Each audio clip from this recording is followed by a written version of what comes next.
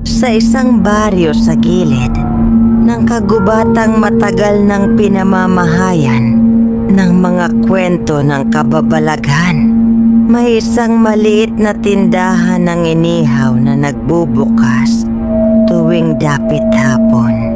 Ang tindahang iyon ay pagmamay-ari ni Manong Tibo, isang matandang tahimik. Hindi pala kwento pero laging may ngiti sa tuwing may bumibili ng kanyang inihaw. Sabi ng mga taga-baryo, kakaiba raw ang sarap ng kanyang produkto. Parang may halong panaginip at kilabot. Manong Tibo, anong pampalasa niyo po ba talaga rito? Parang may kakaiba sa lasa ng isaw niyo. Tanong ni Mang Rudy isang gabi habang umuusok pa ang inihaw na bituka sa pinggan. Ha, sekreto ng pamilya. Nakangiting sagot ng matanda. Ngunit isang gabi, may nawala. Isang binatang nagngangalang Natoy. Isa siya sa mga huling nakita sa tindahan ni Manong Tibo, kasama ang ilang kaibigan na nagiinuman at naghahanap ng pulutan. Kinabukasan, walang nakakita sa binata.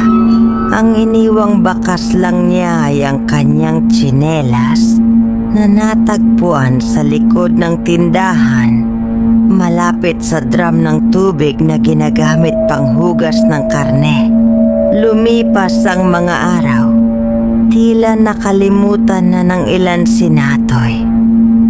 Ngunit ang mga parokyano ni Manong Tibo ay dumarami palalo. Mas lalong sumarap daw ang inihaw. Mas malambot. Mas malasang hindi maipaliwanag. Lahat ay nahuhumaling sa bawat kagat. Parang may kapangyarihang nagtutulak sa kanilang bumalik at bumili pa hanggang sa may dumating na alingaw-ngaw ng katotohanan.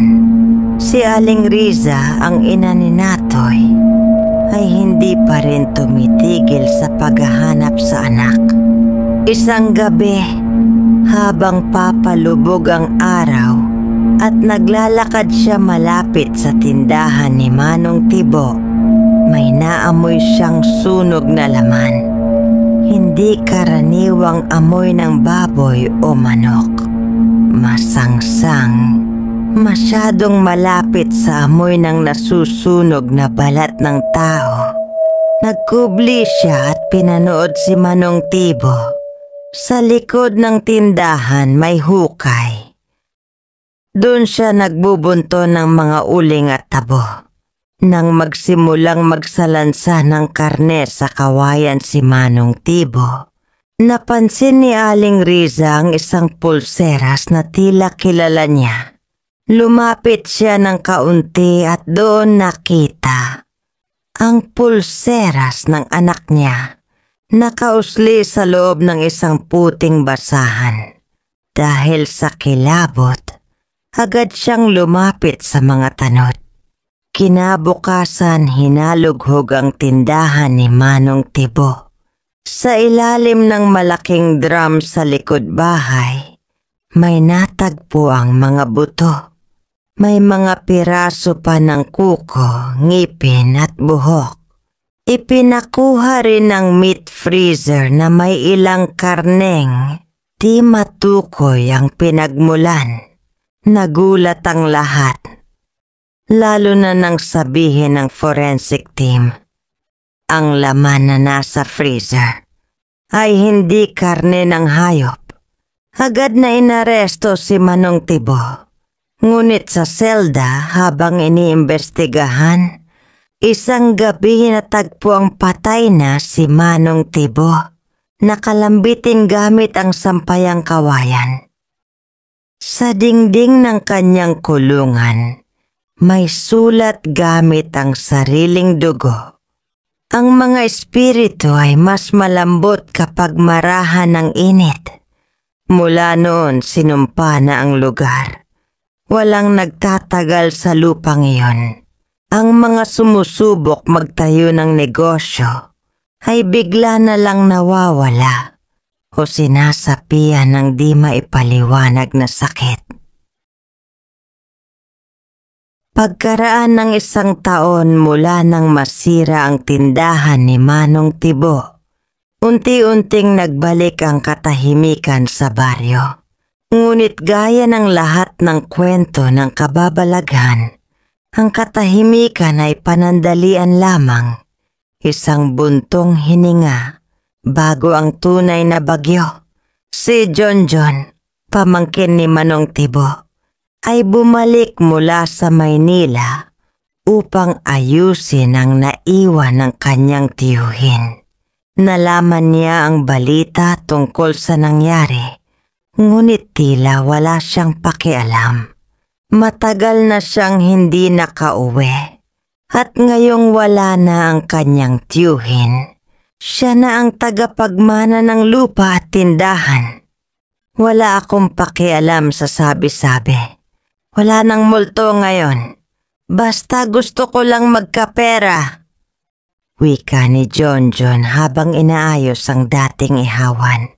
Nilinis niya ang lugar, pininturahan ang lumang tindahan, at muling nagtayo ng maliit na kainan. Ngunit hindi inihaw ang una niyang naisip ibenta. Gusto lang niyang gawing karinderya ang lugar. Ngunit sa unang gabi pa lang ng pagbubukas, may kakaiba na agad siyang naranasan. Habang nagliligpit ng mga pinggan, narinig niya ang pagkaluskos ng kawayan sa likod. Akala niya ay hayop lang. Ngunit pagtingin niya sa labas, may nakita siyang isang lalaking nakaupo sa gilid ng luma't kalawanging ihawan. Nakangiti, tila inaanyayahan siyang magluto.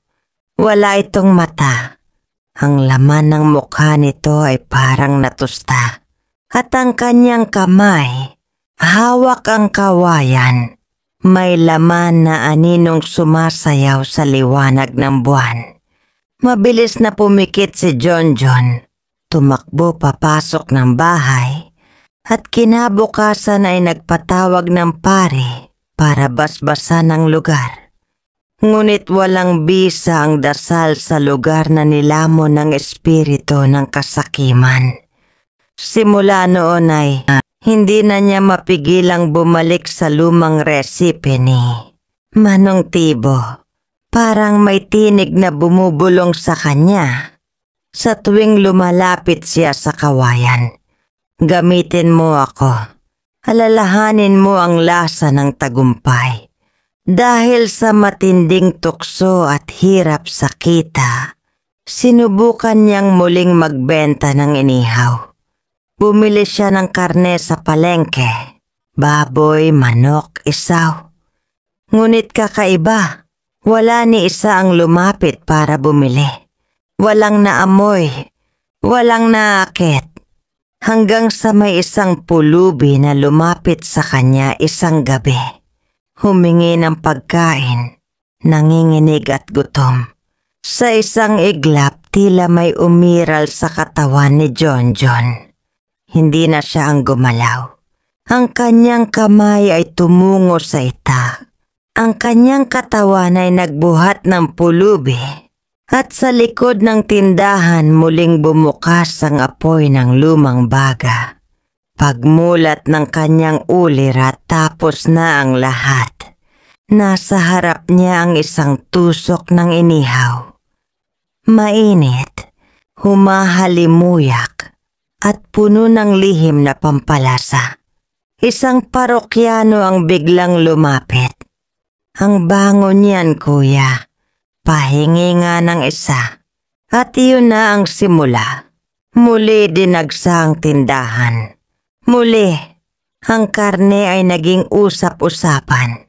Ngunit tuwing gabi hindi na natutulog si Jonjon. Sa bawat kagat ng kanyang mga customer, may naririnig siyang sigaw. Hindi ordinaryong sigaw. Sigaw ng mga nawawala. ng mga nilamon ng baga ng mga buhay na nilitson. At doon sa pinagmumula ng usok, may isang matandang lalaki. Nakangiti, hawak ang pamaypay, habang dahan-dahang iniikot ang kawayan sa mga ningas ng uling. Hanggang ngayon, bukas pa rin ang tindahan. Ngunit kung ikaw ay mapadpad sa baryong iyon at makaramdam ka ng gutom sa gitna ng gabi, mag-ingat ka. Dahil baka sa bawat tusok ng inihaw na iyong kakainin, ay kaluluwang nilitson na ang tunay na laman.